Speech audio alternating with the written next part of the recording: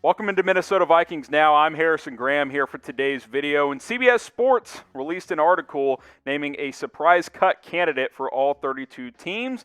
And Stephen Weatherly was the player for the Minnesota Vikings, which, hey, you guys know him because he got cut by Minnesota after the 2019 season in 2020. So maybe it could happen once again, which would be unfortunate for Weatherly. Spent a few years with the Vikings, got cut, played last year with the Carolina Panthers, and now enters this year after he re-signed with Minnesota this year on the roster bubble heading into training camp.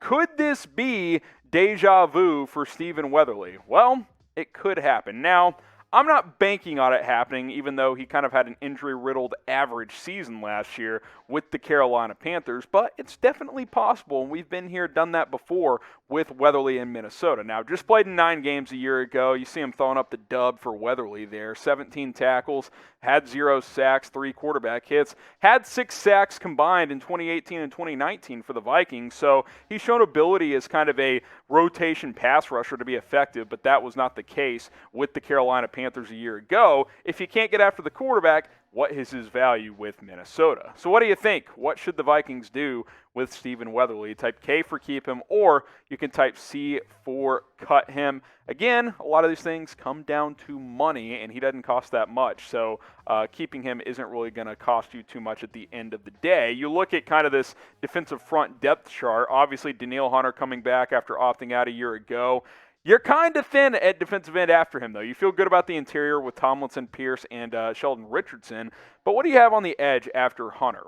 I mean, Weatherly, I've got him in there as a potential starter because I don't love what Minnesota has at defensive end. They're pretty thin there, if we're being completely honest. So I think you keep Stephen Weatherly unless someone else emerges this offseason because you're just thin at the position. It's as simple as that. And hopefully Danielle Hunter comes back and is that dominant player he's been, because if he's not for whatever reason after a year off, then you're really scratching your head about how you feel at the defensive end position if you are the Minnesota Vikings, a team who's looking to bounce back after a disappointing season in 2020. Hopefully Hunter comes back and is dominant, and a guy like Weatherly or someone else can step up as that number 2 defensive end there. But I think for now you would have to keep Stephen Weatherly because there's just too many question marks on that depth chart at the defensive end position. So it's happened before. I'm not necessarily thinking it's going to happen again, though, considering they signed him for a reason, want him to be a factor in this rotation this year.